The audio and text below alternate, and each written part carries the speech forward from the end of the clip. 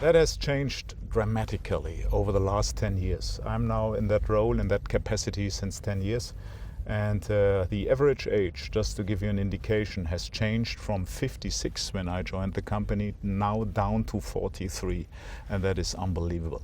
And it's also due to the fact that the ultra high net worth individuals have changed massively. We have one of the youngest clienteles now in Rolls-Royces worldwide.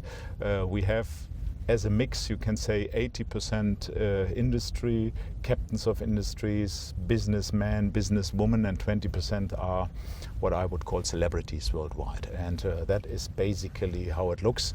We have also seen, and this is lovely to see, in quite an impressive increase in our female share with buyers.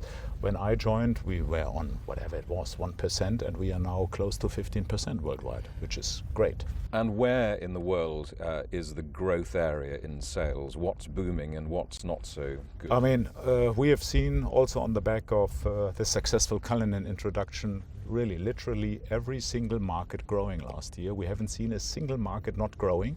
Particular our main markets, the United States, which is still our biggest market, roughly around a third of our annual volume, followed by China this year, roughly a quarter. Both of them were growing also quite tremendously last year.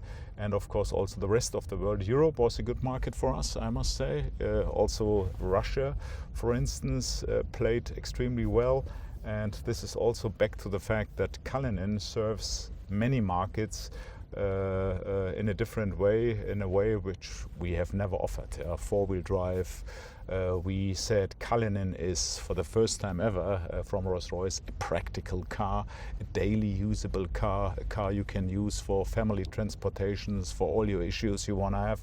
And that's great. It's a very universal, practical Rolls-Royce. And that made many people to say, yes, now I go for one. I mean, what do you find particularly challenging about leading it? We were able to build up a fantastic team, not only in Goodwood, but in the entire world. Roughly around 2,000 people are now working for Rolls-Royce Motor Cars, and they are the ones who basically did the job last year for us. And that's what happened. I think the challenge is that you need to be in tune with your clients. I think I dare to say that we are probably one of the most client-focused companies on earth. We are knowing every single client, not me personally, I know many, but our organization knows every single client. And I think that is fundamental to understand what is relevant for them in the future. So you need to stay in tune, let's say it like that, and you need also to be prepared to travel massively over the world. If you don't do that, if you just sit behind your desk, you will probably fail in that role.